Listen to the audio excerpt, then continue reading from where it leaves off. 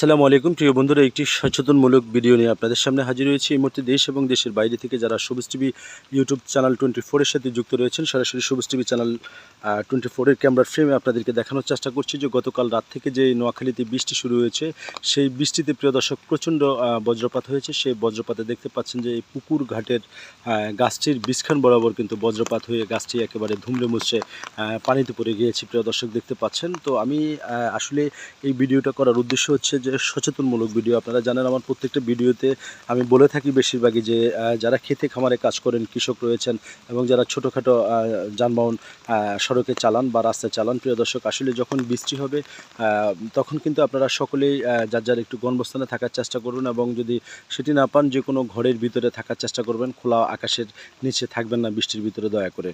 তো এই ভিডিওটি দেশ এবং দেশের বাইরে থেকে যে যেখান থেকে দেখছেন অবশ্যই এটি শেয়ার করবেন। আরেকটা বিষয় জানিয়ে রাখি যে প্রতিনিয়তই বাংলাদেশের বিভিন্ন জেলাতে প্রিয় দর্শক এই বজ্রপাতে অনেক মানুষের প্রাণ চলে যাচ্ছে। প্রিয় দর্শক আপনারা দেখেছেন যে গতকাল রাত্রে যে বজ্রপাত হয়েছে, রাত 1টা থেকে 1:40 থেকে যে বৃষ্টি শুরু হয়েছে, সেই বৃষ্টিতে বজ্রপাত হয়ে প্রিয় দর্শক নোয়াখালী সদর উপজেলার প্রিয় দর্শক যদি জানিয়ে রাখি যে চরমটুয়া ইউনিয়নের প্রিয় দর্শক 4 নম্বর ওয়ার্ডের একজন ভাই মাছ ধরতে গিয়ে কিন্তু তিনি প্রাণ হারিয়েছেন। প্রিয় দর্শক, তো এই যারা আসলে বৃষ্টির ভিতরে হাঁটা চলা তেমন একটি করবেন না, আপনারা বৃষ্টির সময় ঘরের ভিতরে থাকার চেষ্টা করবেন। প্রিয় দর্শক, তো এই ছিল আমার কাছে এখানকার সর্বশেষ খবর। দর্শক।